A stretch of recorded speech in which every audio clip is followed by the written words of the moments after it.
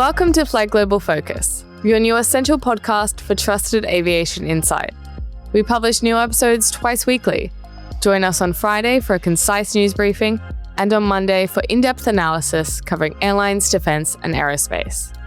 My name is Amber Elias, and joining me for this News Focus episode is FlightGlobal's European Defense Editor and Flight International Editor, Craig Hoyle. Craig, welcome to this episode. Hi Amber, good to be here. Let's take a look at the top aviation stories this week on FlightGlobal. US lawmakers seek to limit KC-46 purchases and extend KC-135 service amid engineering concerns. The annual Defense Authorization Bill, passed by the US House of Representatives last week, would limit changes the US Air Force can make to its fleet of aerial refuelers. Tanker provisions in the bill include restrictions on retirements of Boeing KC-135s, temporary limits on the purchase of the newer KC-46A, and increasing the mandatory size of the aerial refueling fleet. Raytheon has undertaken work to boost the capability of the AIM-120 AMRAAM, resulting in the longest known shot from a fifth-generation fighter. The test took place in late 2024 from Eglin Air Force Base in Florida and involved a Lockheed Martin F-22 fighter. Serial production of a re-engined B-200 amphibious firefighter could begin in 2028, according to the Russian Trade Minister. Work has commenced on a program to modernize the aircraft and replace its engines with the PD-8.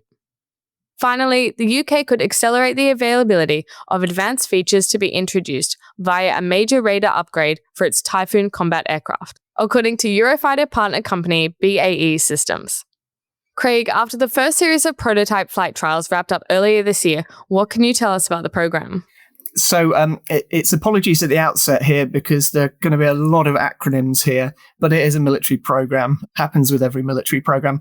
So what we're talking about here is something called the ECRS Mark II sensor, which is being developed by Leonardo UK and with BAE Systems taking care of the airframe integration onto the Eurofighter and also performing the flight trials. So ECRS Mark II is an active electronically scanned array, or AESA radar. That's next generation technology from the mechanically scanned system, which is currently on in-service Typhoons. So to put sort of basically, rather than physically moving in the nose of the aircraft, the AESA system is fixed and sends multiple beams of energy out in multiple directions. So that means the fighter can track more targets and it can also see further. It's also better from cost performance measure because it doesn't break down as much, so the parts don't need replacing. So what we heard from BA at the DSEI exhibition in London last week was that while ECRS Mark II remains on track to enter operational use in 2030, which still feels an absolute age away, industry is working to accelerate some of its other capabilities to meet that same timeline. Probably the most valuable of those would be the ability to use the radar in an electronic attack role, which is basically suppression of enemy air defences. That's a capability that very few air forces possess, and an area the UK has been absent from for many years since it retired the Alarm missile.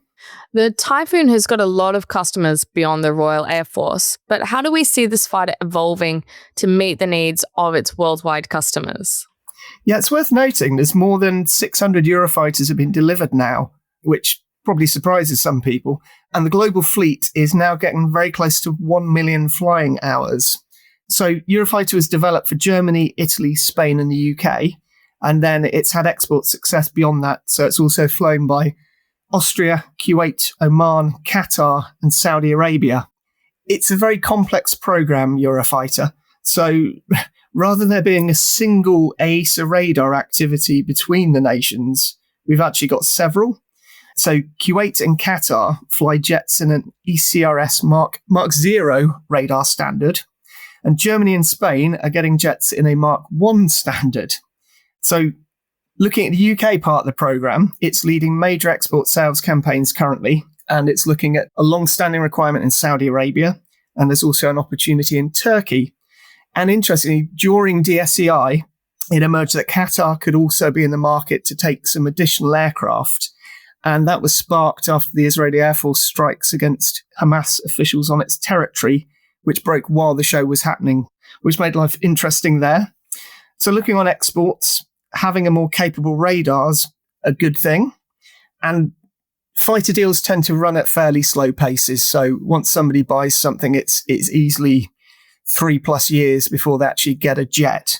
So the timeline between ECRS Mark II development and somebody like Saudi Arabia or Turkey getting new aircraft will align pretty well, actually. But yeah, I mean, one of the problems with Eurofighter is it's a slow program when it comes to adding new capabilities.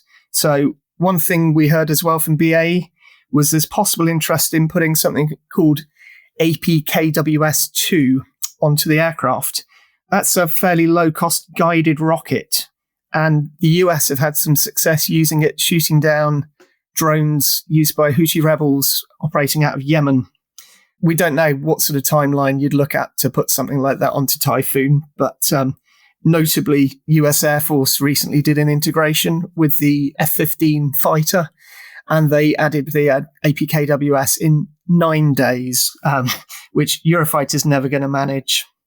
It's a good capability to add this enhanced radar to the program, and it's something that Eurofighter needs because it's probably going to be in service till into the 2060s. Last week, I spoke with Greg about the Ghost Bat from Boeing, and combined with advancements in the US with their uncrewed programs, it does seem like we are going to see uncrewed aircraft joining Air Force fleets in the near future. We're not quite sure when that is, but it feels like it's coming. How does the Typhoon fit in with the fleet with an uncrewed aircraft? Yeah, the future of air combat's looking really exciting. I mean, looking at the UK specifically, after DSEI show, where it was in the focus, in the future, we're going to be flying a mix of Eurofighter Typhoons, Lockheed Martin F-35s, and then from 2035, we should also have Tempest, which is the piloted part of the Global Combat Air Programme, another acronym, GCAP. So having those piloted fighters is going to be really good. But what a lot of air forces are looking at now is adding that combat mass via what you'd call CCAs or ACPs. So that's collaborative combat aircraft, as the US Air Force would call them, or in the UK, autonomous collaborative platforms.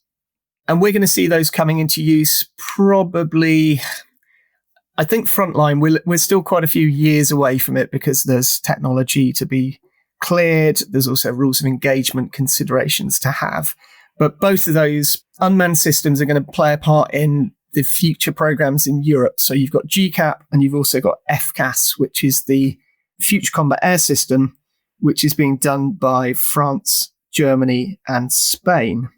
Notably from DSEI last week, thinking back to the Paris Air Show, there was a lot of tension around FCAS, and particularly between Dassault and Airbus over who's kind of in charge of that future fighter program. And what was notable last week is the GCAP program, which is between Italy, Japan, and the UK, seems to be much more harmonious. So we heard from Edgewing, which is the new industrial company that is going to deliver the fighter, and also something called JIGO, which is the government structure which will manage it. And we also had advances from the industry groups who are going to work on avionics and sensors and also engines. GCAP looks to be progressing pretty smoothly, but it is worth noting it's coming into service in 10 years, so there's no room for delay on there. One of the other bits that comes up at the show, and we hear this a lot, is can there be two European programs still, what with FCAS having its tensions? But I think GCAP's now at a stage where adding anybody else is going to be really tricky because all the work shares lined up. So, it was very interesting to look at the future fighter mix there. And it also sort of exposed that when these 6th generation systems are going to come into use and flying alongside unmanned systems, they're going to really have to address how they train their pilots to actually fly using this equipment. Yeah, and that links to another area of our recent coverage, which is how the UK is actually going to refresh its fast jet trainer fleet. Can you tell us what's happening there?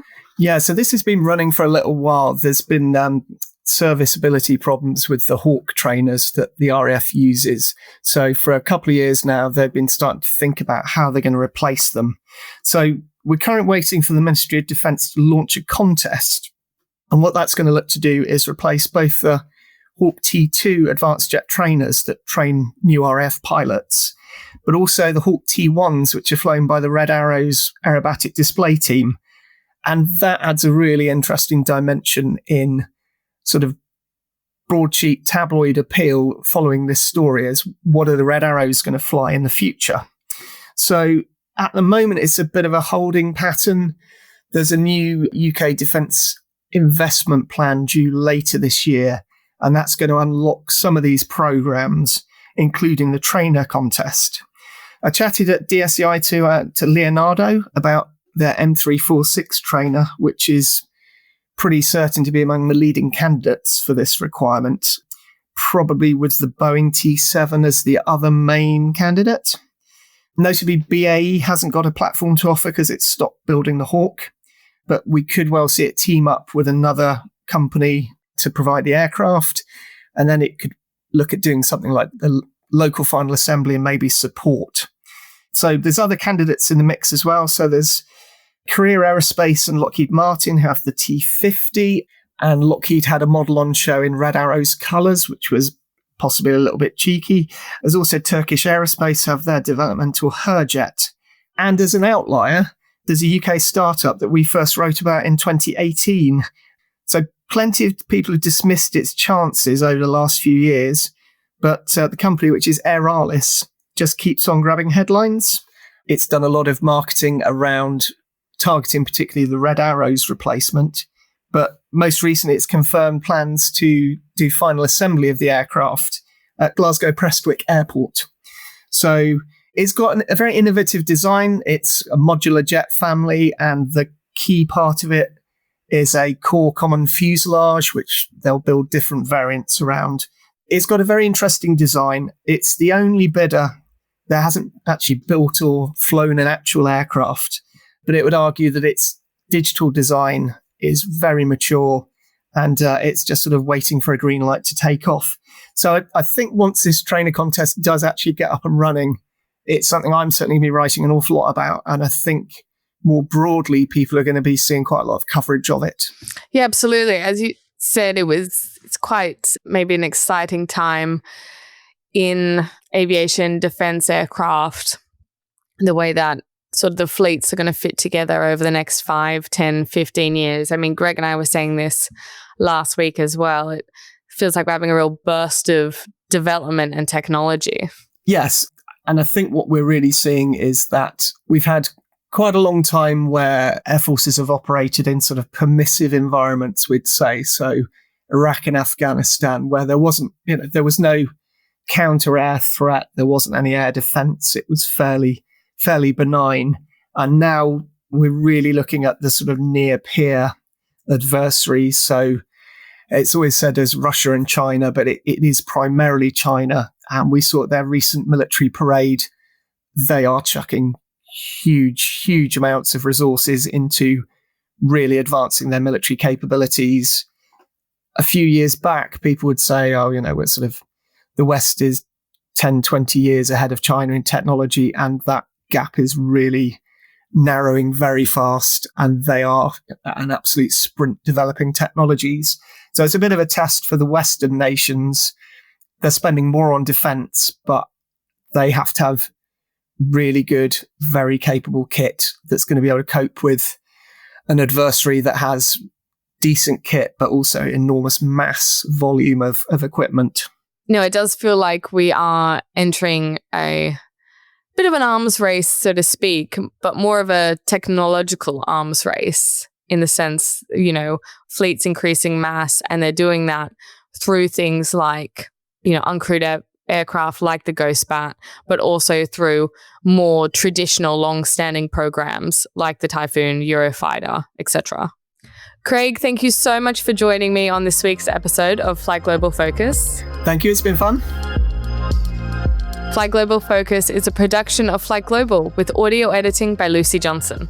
If you have any questions, comments, or suggestions, or for commercial opportunities, please email podcast@flightglobal.com, and more information can be found in the show notes.